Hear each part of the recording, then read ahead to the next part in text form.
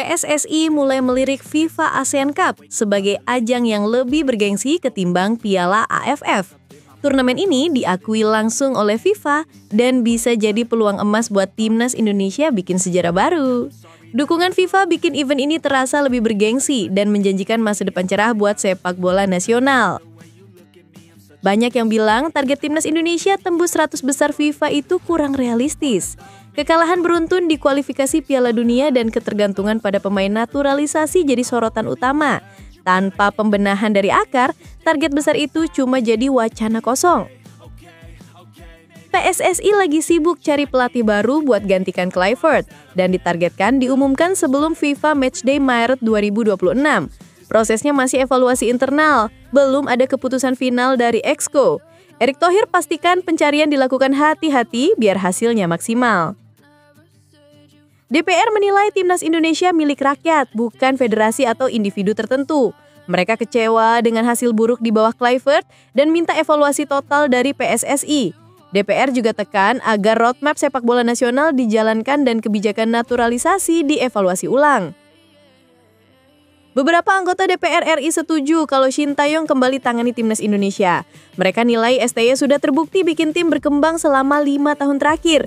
Tapi dukungan ini masih pendapat pribadi, belum sikap resmi DPR secara keseluruhan. Jangan lupa klik tombol subscribe dan aktifkan lonceng notifikasi agar Anda tidak ketinggalan setiap pembaruan penting dari kami. Simak selengkapnya hanya di Bicara Bola TV. PSSI mulai mengarahkan pandangannya ke turnamen baru bernama FIFA ASEAN Cup. Turnamen ini dinilai lebih bergengsi dibanding Piala AFF yang selama ini jadi langganan timnas Indonesia. Bedanya, FIFA ASEAN Cup langsung di bawah naungan FIFA, bukan sekadar turnamen regional biasa. Artinya, ajang ini punya pengakuan resmi dari Badan Sepak Bola Dunia. PSSI melihat peluang besar di sini, bukan cuma soal gengsi, tapi juga peningkatan level permainan. Dengan embel-embel FIFA, kompetisinya otomatis punya nilai yang lebih tinggi. Timnas Indonesia juga punya kesempatan segar untuk bikin sejarah baru. Setelah sekian lama gagal di Piala AFF, mungkin ini saatnya mereka angkat trofi perdana. Turnamen ini juga dianggap bisa membawa angin segar untuk sepak bola nasional. PSSI percaya, atmosfer baru yang dibangun FIFA bisa mendorong semangat dan kualitas pemain Indonesia. Presiden FIFA, Gianni Infantino, bahkan meresmikan turnamen ini langsung saat KTT ASEAN di Kuala Lumpur. Langkah ini menunjukkan keseriusan FIFA membangun kompetisi di kawasan Asia Tenggara. Banyak pihak menilai, kehadiran FIFA ASEAN Cup bisa saja menggantikan Piala AFF di masa depan. Ada juga yang berpikir keduanya akan berjalan berdampingan, tapi belum ada kejelasan pasti. Yang jelas, dukungan FIFA bikin turnamen ini terasa lebih prestisius. Bagi Indonesia, ini kesempatan untuk keluar dari bayang-bayang kegagalan lama. PSSI pun tampak siap menjadikan ajang ini prioritas utama. Dengan semangat baru dan dukungan FIFA, timnas Indonesia diharapkan bisa tampil lebih matang dan berani bersaing. Semua mata sekarang tertuju ke FIFA ASEAN Cup, tempat harapan baru Garuda akan diuji. Belakangan ini, target timnas Indonesia untuk tembus ke 100 besar ranking FIFA bikin banyak orang geleng kepala. Beberapa pengamat dan mantan pemain menilai target itu terlalu dipaksakan. Mereka melihat performa timnas di level internasional masih jauh dari stabil. 2 kekalahan beruntun di kualifikasi Piala Dunia 2026 jadi bukti nyata.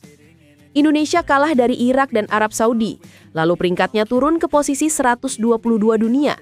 Dari situ, mimpi menembus 100 besar terasa makin berat. Banyak yang bilang PSSI terlalu buru-buru menetapkan target besar tanpa melihat kondisi sebenarnya. Ketergantungan pada pemain naturalisasi juga ikut disorot.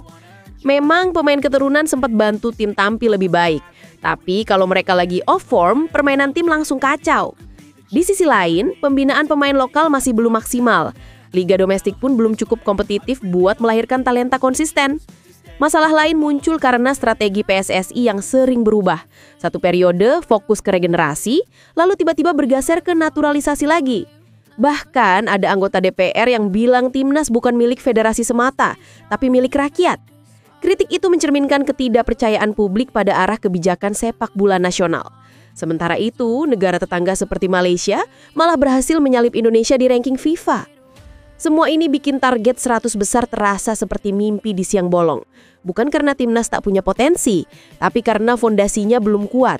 Tanpa pembinaan jangka panjang dan liga yang sehat, prestasi besar cuma jadi wacana. Kekalahan di kualifikasi Piala Dunia jadi pengingat keras. Mimpi besar butuh kerja nyata. Indonesia masih punya waktu, tapi harus berhenti sibuk cari jalan pintas. PSSI akhirnya buka suara soal kabar pelatih baru timnas Indonesia. Setelah Patrick Kluivert resmi berpisah, publik terus menunggu siapa sosok penggantinya. Anggota Exco PSSI, Arya Sinulinga, bilang kalau prosesnya masih jalan dan belum sampai tahap rapat resmi. PSSI lagi fokus evaluasi internal dulu biar nggak salah pilih. Mereka juga nggak mau terburu-buru, cuma demi memenuhi ekspektasi publik. Ketua Umum PSSI Erick Thohir menegaskan kalau pencarian pelatih baru butuh waktu dan pertimbangan matang. Katanya, tim nasional nggak boleh asal comot pelatih yang lagi populer. Harus sesuai dengan karakter permainan Indonesia dan punya visi jangka panjang. Sekarang, PSSI dan Direktur Teknik Alexander Zwiers lagi nyusun daftar kandidat yang dinilai paling cocok. Mereka mau memastikan pelatih baru bisa langsung kerja sebelum visa matchday Maret 2026. Artinya, masih ada beberapa bulan buat menyelesaikan proses seleksi. PSSI sepertinya belajar dari pengalaman sebelumnya yang kadang ganti pelatih terlalu cepat. Kali ini mereka ingin semuanya lebih terencana dan profesional. Meski belum ada nama yang disebut, publik sudah mulai berspekulasi. Ada yang berharap pelatih asing lagi, ada juga yang ingin juru taktik lokal diberi kesempatan. Tapi sejauh ini PSSI masih tutup rapat soal siapa kandidat terdepan. Yang jelas mereka janji keputusan akan diumumkan sebelum jadwal resmi FIFA berikutnya. Semua mata kini menunggu siapa sosok baru yang bakal memimpin Garuda di babak baru perjalanan timnas Indonesia.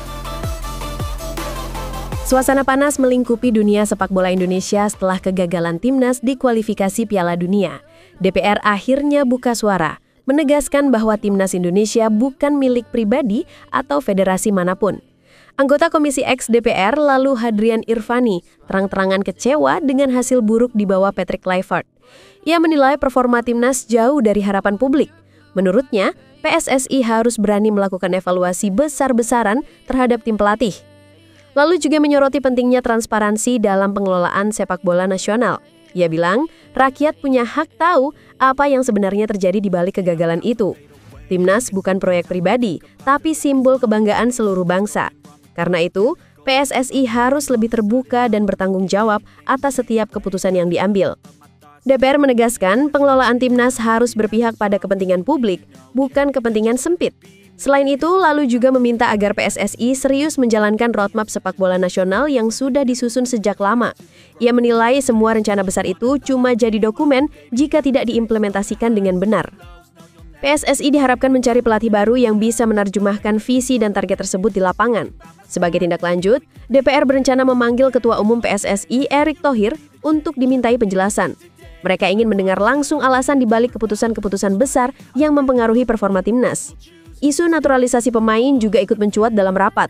Beberapa anggota DPR menilai kebijakan itu terlalu berlebihan dan bikin pemain lokal kehilangan kesempatan. Bagi DPR, evaluasi ini bukan sekedar cari kambing hitam, tapi bentuk pengawasan agar PSSI lebih profesional. Mereka menegaskan timnas adalah milik rakyat yang pantas dikelola dengan jujur dan terbuka. Publik sudah terlalu lama berharap, tapi selalu disuguhi hasil mengecewakan. Kini, bola panas ada di tangan PSSI untuk membuktikan bahwa mereka masih layak dipercaya. Karena pada akhirnya, timnas Indonesia adalah milik semua, bukan segelintir orang di balik meja federasi.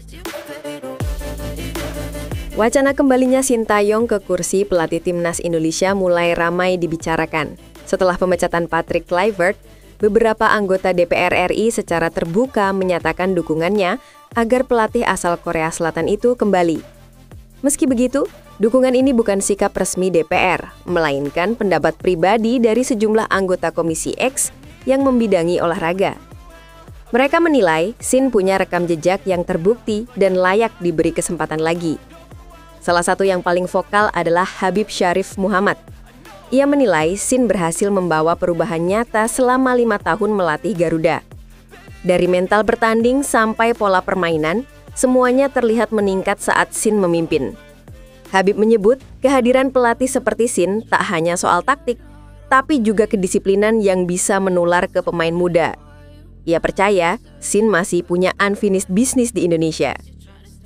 Anggota DPR lain, Andre Rosiade, juga menyuarakan dukungan serupa. Namun, ia menegaskan bahwa kembalinya Shin harus disertai evaluasi yang jelas. Menurutnya, PSSI harus menetapkan target kinerja yang terukur agar tidak terulang kesalahan masa lalu. Andre menambahkan, pelatih sekelas Shin layak mendapat kontrak dengan arah dan tujuan yang konkret, bukan sekedar ekspektasi tinggi tanpa rencana matang. DPR berharap PSSI bisa lebih bijak dalam mengambil keputusan soal pelatih baru.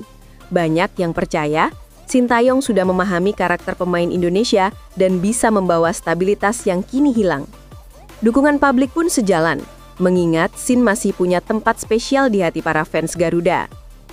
Meski belum ada langkah resmi dari PSSI, desakan agar Sintayong kembali makin kuat terdengar di ruang publik.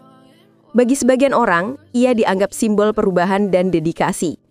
Situasi ini menempatkan PSSI di posisi sulit, memilih jalan baru dengan risiko, atau CLBK dengan pelatih yang sudah terbukti.